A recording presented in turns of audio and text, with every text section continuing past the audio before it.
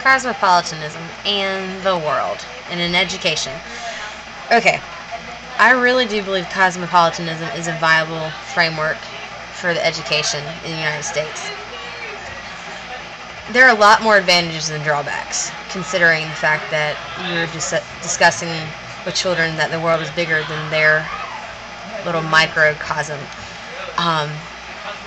And that understanding the balance between patriotism and diversity, they actually learn more about themselves and studying and understanding other cultures.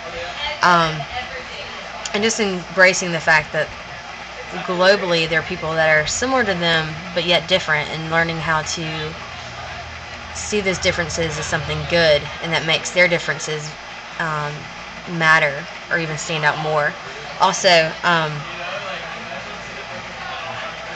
I think particularly in history and English throughout all ages, but even starting younger in like the English area of reading and studying other cultures through different kinds of literature would be such an amazing way to introduce children at young ages to different aspects of the world through literature. And then as they grow older, using that literature as a diving board for history, and using that opportunity to teach children particularly about themselves in the view of the world, and then about the world and how the world may view them, or just the diversity of the world itself.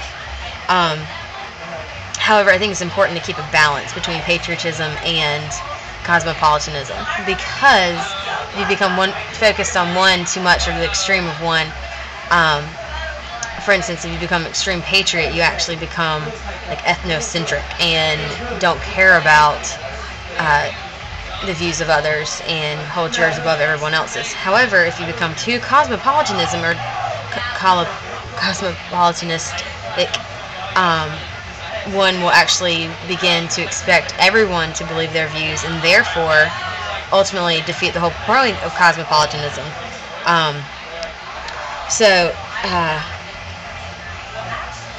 It would create a world without diversity and a lack of uniqueness of culture if one was too focused on cosmopolitanism. I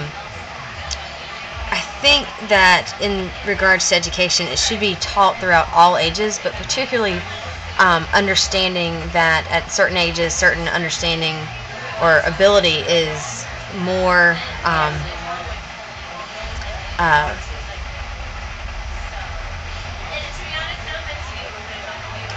just readily open to that kind of information. So start young, but start small with the quantity and the quality even of what you're introducing. So start young with maybe even picture books, and just get them familiar with seeing people who are not familiar with them. And as they increase in age, if you're teach it and prioritize it as part of a lesson every day throughout their life, then they'll graduate from high school and even college with the understanding of diversity and the world being such an amazing influence on them. In regards to that, I think I would start off with lots of music and movies and interactive opportunities like voice threads, even just culinary aspects and diversity. And as they get older too, focus on sports and how different cultures focus on different sports, and in that you're creating an awareness, but you're also not compromising your culture at the same time. You're not saying it's better or worse, but you're just saying it's yours, and therefore you can, in the security of knowing who you are, you're able to embrace and understand who someone else is, and maybe learn from them and allow them to learn from you. So all in all, I think cosmopolitanism is a great idea in somewhat moderation. A radical cosmopolitanist may or may not actually positively influence the education of children.